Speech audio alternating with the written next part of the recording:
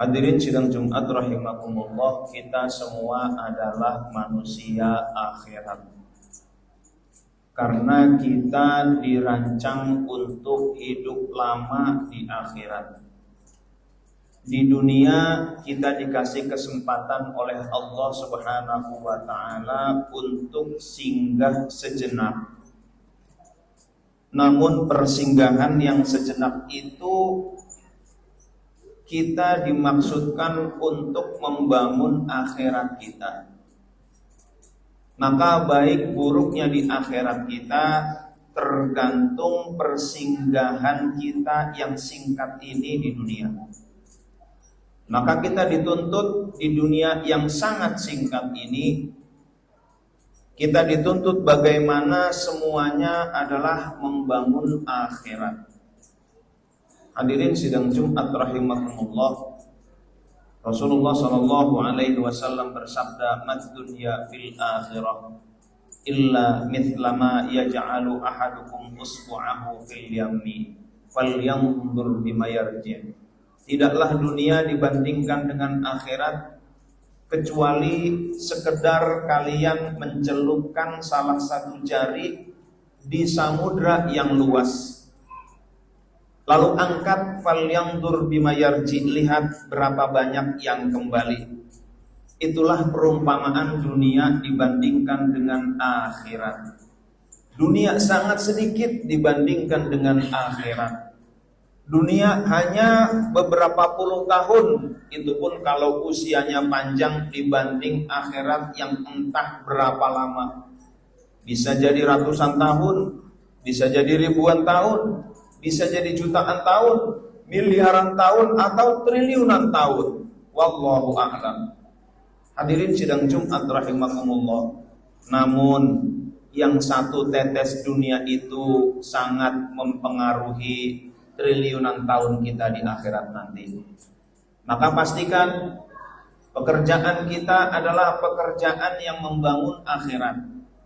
Aktivitas kita adalah aktivitas yang membangun akhirat. Tontonan bacaan kita adalah tontonan dan bacaan yang membangun akhirat. Keputusan-keputusan dan pilihan-pilihan yang kita ambil adalah keputusan dan pilihan yang membangun akhirat. Pertemanan yang kita lakukan juga pertemanan yang membangun akhirat. Hadirin sidang Jumat rahimakumullah, Imam Hasan Basri berkata, "Istaghfiru min asdiqail mu'minin fa inna lahum syafa'atan yaumal qiyamah." Istaghfiru, berbanyaklah, minal asdiqail mu'minin, dari teman-teman yang mukmin, fa inna lahum syafa'atan yaumal qiyamah, karena mereka punya syafaat di hari kiamat.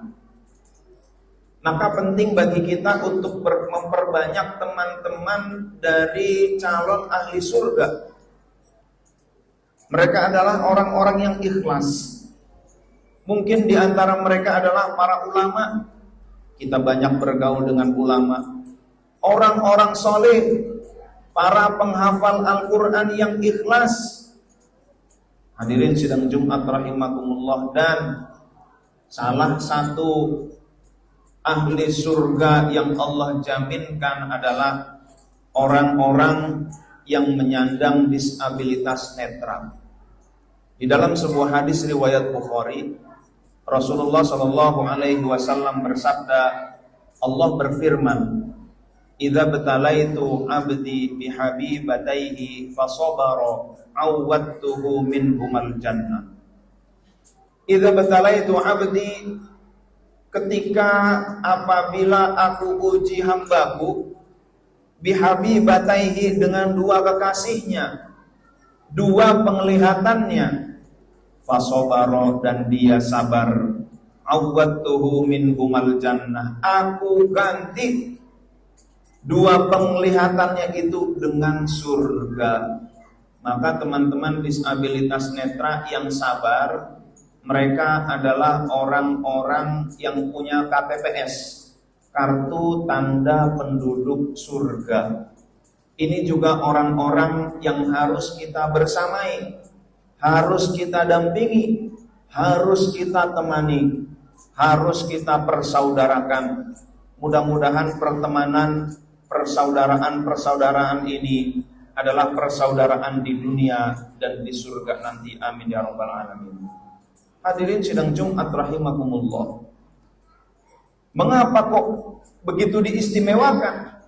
Suatu saat Rasulullah Shallallahu Alaihi Wasallam, beliau sedang berbicara dengan para pembesar Quraisy, kafir Quraisy. Saat itu beliau sedang berbicara dengan Abu Jahal. Tiba-tiba datanglah Abdullah bin Ummi Maktum.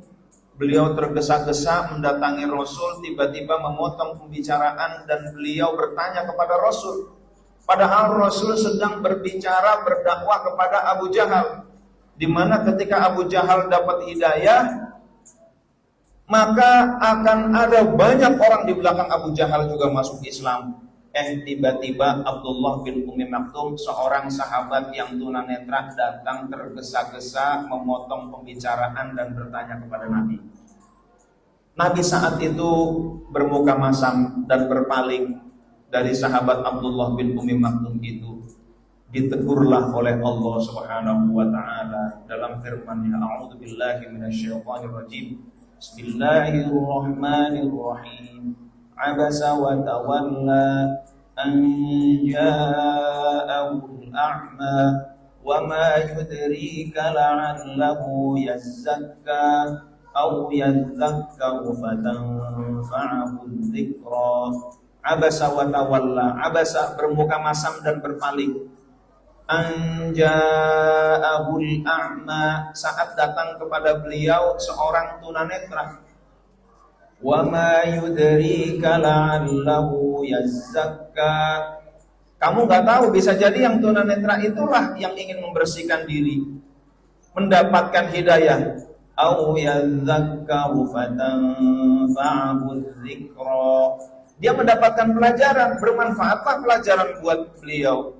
Amma man istaghna. Adapun orang yang merasa cukup, orang yang merasa gagah, orang yang merasa kaya, yaitu Abu Jahal, fa anta lahu tasadda, malah kamu layani. Wa ma 'alaika alla yazzakka. Padahal kalau dia tidak membersihkan diri juga kamu tidak bertanggung jawab. Wa amma man ja'aka yas'a. Adapun orang yang datang dengan tergesa-gesa, dengan tergopoh-gopoh, wa huwa yakhsha, dia takut kepada Allah. Fa anta anhu talaha, kamu malah mengabaikan. Kalla, jangan begitu. Innaha tadhkirah, ini adalah peringatan. Hadirin sidang Jumat rahimakumullah, peringatan buat kita semua. Pelajarannya turunnya kepada Nabi Muhammad SAW. Mungkin kalau bukan Nabi Muhammad itu hal yang biasa, tapi Nabi Muhammad SAW memiliki standar akhlak yang agung. Beliau tidak mencaci maki, tidak, hanya mendiamkan, berpaling pun tidak terlihat.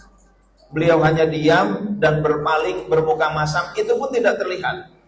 Mungkin kalau orang biasa sudah maki-maki, tetapi beliau begitu saja ditegur oleh Allah Subhanahu wa taala untuk tadzkirah, pelajaran buat kita semua. Ketika mereka datang kepada kita, jangan hadapi dengan muka yang masam. Hadapilah dengan wajah yang tersenyum, tangan yang terbuka. Hadirin sidang Jumat rahimakumullah, suatu saat Rasulullah SAW bercerita kepada para sahabatnya. Beliau bercerita, dulu di zaman Nabi Musa ada seorang ahli ibadah yang luar biasa ibadahnya. Beliau tinggal di tengah samudra yang luas, tinggalnya di sebuah pulau yang luasnya 40 hasta kali 40 hasta di tengah samudra luas. Di situ tidak ada makanan, karena pulaunya di tengah samudra, tentunya harusnya airnya asin. Yang dilakukan oleh hamba tersebut, dia beribadah kepada Allah, siang berpuasa, malam qiyamul lail selama 500 tahun. Dari mana airnya? Ternyata di pulau yang sangat kecil itu ada pohon delima yang tumbuh setiap hari matang. Biasanya delima tumbuhnya lama baru matang buahnya. Ini setiap hari matang satu untuk berbuka puasa. Dan di situ ada batu yang mengeluarkan air sekedar sebesar jari. Dan airnya adalah air yang tawar. Ini adalah servis dari Allah bagi hamba Allah yang khusus ini. Ibadah qiyamul lail 500 tahun, puasa 500 tahun, luar biasa.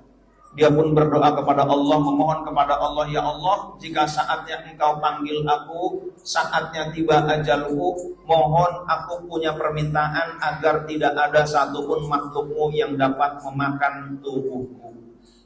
Maka singkat cerita dia pun wafat dalam keadaan bersujud kepada Allah Subhanahu wa taala. Masya Allah. Angin, air, tanah, cacing, rayap tidak bisa memakannya. Maka dia bagaikan seonggok batu yang tetap sujud kepada Allah Subhanahu wa taala. Malaikat naik turun bumi, langit turun bumi, langit sambil melihat itu jasadnya sambil geleng-geleng kepala. Subhanallah, Masya Allah, itu orang luar biasa. Singkat cerita hadirin sidang Jumat rahimakumullah, orang itu pun dihisab oleh para malaikat. Di hadapan Allah, orang itu berkata, wahai Allah, ketika Allah meminta untuk dihisab dan Allah berkata kepada para malaikat, adkhilu abdil jannah birahmati, masukkan hambaku ke surga dengan rahmatku. Hamba tersebut ibadah 500 tahun.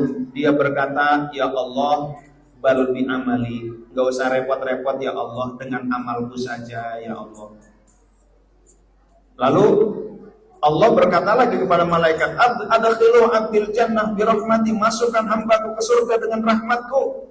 Kata Allah, kata hamba tersebut, bal bin amali, dengan amalku saja, mohon maaf ya Allah. Akhirnya Allah memerintahkan malaikat, sekarang timbang amalnya. Ditimbanglah amalnya, ibadah selama 500 tahun, luar biasa beratnya.